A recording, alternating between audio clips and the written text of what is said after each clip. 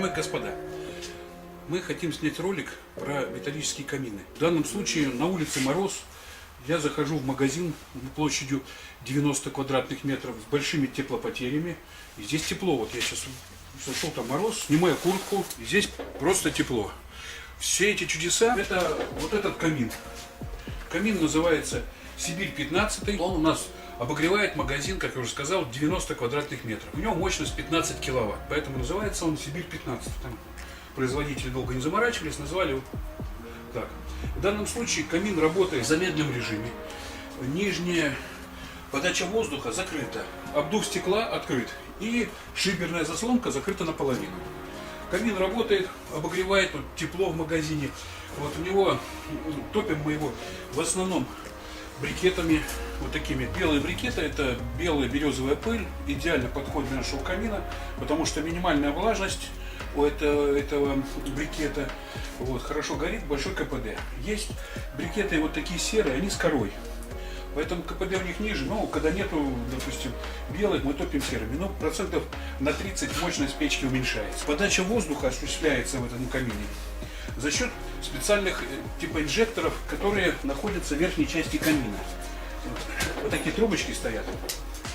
Они находятся с двух сторон, слева и справа от камин топки, и воздух поступает через нижнюю часть, через эти трубочки уже горячий поступает, потому что он нагревается пока через всю камеру, и за счет этого достигается высокий КПД, коэффициент полезного действия. Данный камин мы уже эксплуатируем 3-й год.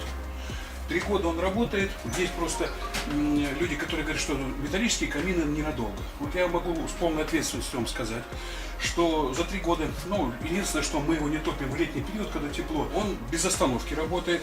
Вот сейчас заложили брикеты, к вечеру мы опять закладываем упаковку брикетов, когда морозы на улице. Утром приходим в магазин, здесь тепло. В данном случае печка работает в замедленном режиме. У нас снизу закрыта подача воздуха, вот она полностью перекрыта. Желательно ее только при нагреве, ну, растопке использовать, чтобы дрова схватились. Так как только уже дрова схватились, мы ее закрываем. Вот. Закрываем, сверху открываем подачу воздуха, и шиберная заслонка сначала открыта, идет напрямую дымоход. Как только дымоход нагрелся, у него появилась усиленная тяга, я закрываю наполовину вот эту шиберную заслонку. Если я буду подкидывать дровишки или брикеты, то я должен открыть шиберную заслонку. Вот так открываю, чтобы усилить тягу, потому что дверь большая у этой печки. И если я сейчас открою на полном ходу, то будет большой выброс дыма в помещении. Вот я сейчас открыл шиберную заслонку. Тихонечко открываю дверь. Резко открывать не надо, потому что сразу будет выброс. Большая дверь у нас и большой выброс вот огня. Вот он как бы есть. Подкидываю брикетик. Подкидываю следующий. Закрываю. Вот. Затягиваем ее. И хочется еще измерить температуру на самой печи. Есть такой прибор, называется пирометр. Измеряю температуру. Вот 150 градусов на передней панели. На двери. Вот. 230. На верхней панели 220 температура. А вот измеряю на трубе, о, 330 градусов, 340. Поднимаемся, температура падает. Вот для чего нужен разгонная труба? Вот она уменьшается, уже вот здесь она 260. Ну, естественно, на сэндвиче, вот сэндвич 90 градусов. Хотя печка, надо понимать, что 15-киловаттная, очень большая мощность у нее. Закрою шиберную заслоночку, потому что печка очень сильно жарит. Закрываю шиберную заслоночку. Сейчас проверяем. 260 температура.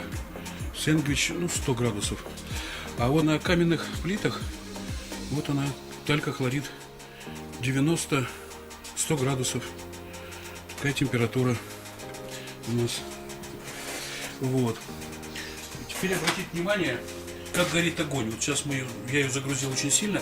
Огонь горит с такими, как протуберанцы на солнце. Поднимаются вверх и падают вниз. Вот эти.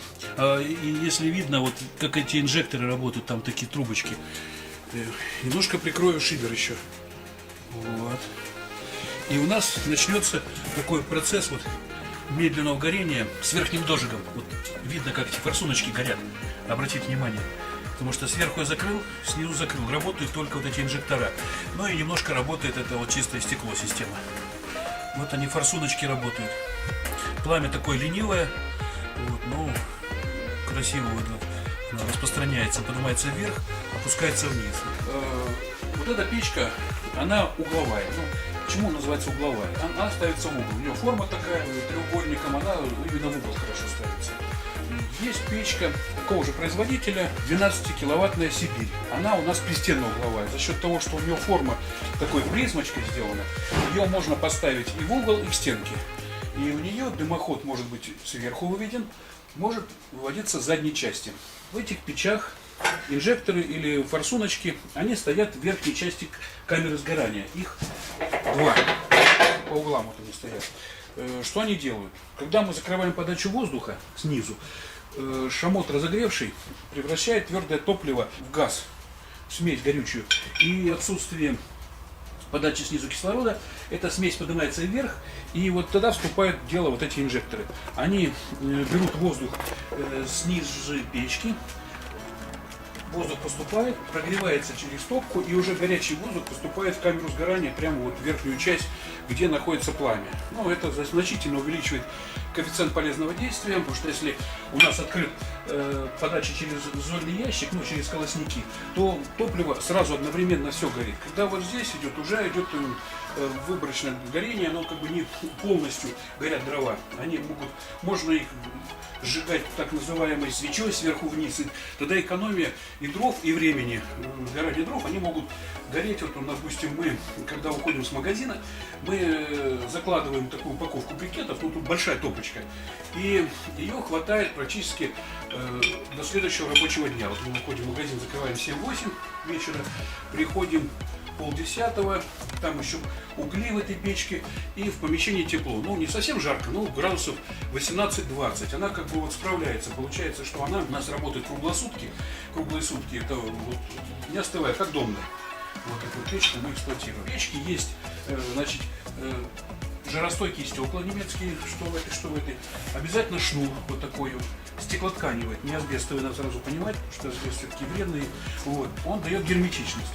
Он идет на дверце, и стеклотканевый шнур еще идет на стеклах обязательно, чтобы не было лишней подачи воздуха. Потому что лишняя подача воздуха – это интенсивное горение. И, естественно, как следствие, что дрова будут сгорать быстро, а тепла будет меньше давать. Вот как это лишний воздух здесь не нужен для этой печки. Покрыта печка кремнеорганической краской. При первой же протопке она закрепляется, потом превращается в такую типа эмалевая поверхность, и она уже довольно-таки такой износостойкая. Выход из печки у нас используются такие толстостенные трубы 2-миллиметровые из черного металла. При 3-летней эксплуатации они даже нет цвета побежалости. Вот. Есть вот такая прочисточка. Это когда участок у нас горизонтальный, уходит туда в стену. Естественно, сажа может осаживаться на горизонтальном участке. Вот для этого прочисточка. Но на самом деле пользовались 1-2 раза. Небольшое количество было сажи. Мы используем, чтобы меньше сажи было, специально химию.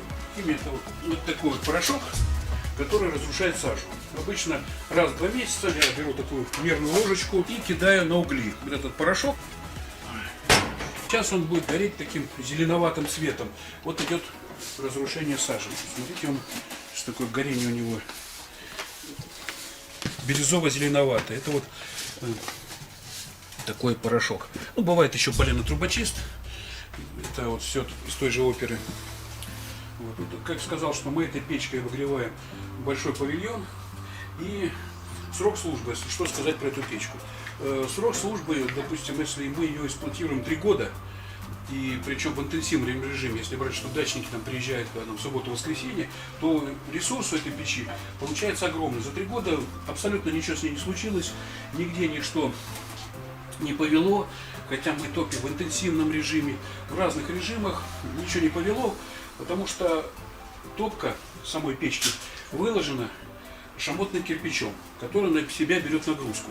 Но он же как бы является еще второе у него его предназначение. Шамотный кирпич при нагреве создает большую температуру в камере сгорания. И дрова лучше горят, потому что если не будет шамотного кирпича, будет чисто железная, она будет большой теплоотдачей обладать печка, а в камере сгорания не будет такой температуры держаться. Стекла будут коптиться, и оно будет сильно отдавать, не хватать будет температуры для вот, поддержания большой температуры самих горения дров. Поэтому сам шамотный кирпич является так же, как и он еще катализатор, будем так говорить, горения. Ну, так образно, если сказать, усилитель горения. Что я могу вам сказать? Вот просто много есть, я видел видосов, где показывают, что печки из металла, они недолговечные, что у них очень маленький срок службы. Вот по своему опыту, у меня уже 20-летний опыт, вот эта печка у нас 3 года проработала. Был случай, что мы выезжали, у человека меняли печку, которая проработала 10 лет, фирма Мета, так называемый, и мы ее вытаскивали, человек покупал там другую печку, она была в идеальном состоянии. Ну, только если подкрасить, шамот был в идеальном состоянии, у человека проработала 10 лет эта печка. Абсолютно с ней ничего не случилось, можно еще лет 10 эксплуатировать, она была в хорошем состоянии.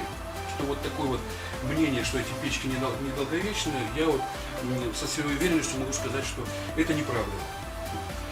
В заключение хочу сказать, что мы будем снимать видео про разные печи, про баны отопительные. Вот, у нас называется фирма «Торговый дом Прометей». Находимся на Выборгском шоссе 212, павильон 4А и 5А. Мы продаем печки, баны отопительные, комплектуем дымоходы, делаем монтажи, консультируем. Если будут вопросы, заходите на это видео, я лично отвечу на любые вопросы. И вот с вами сейчас прощаюсь. До следующего видео. Ставьте лайки.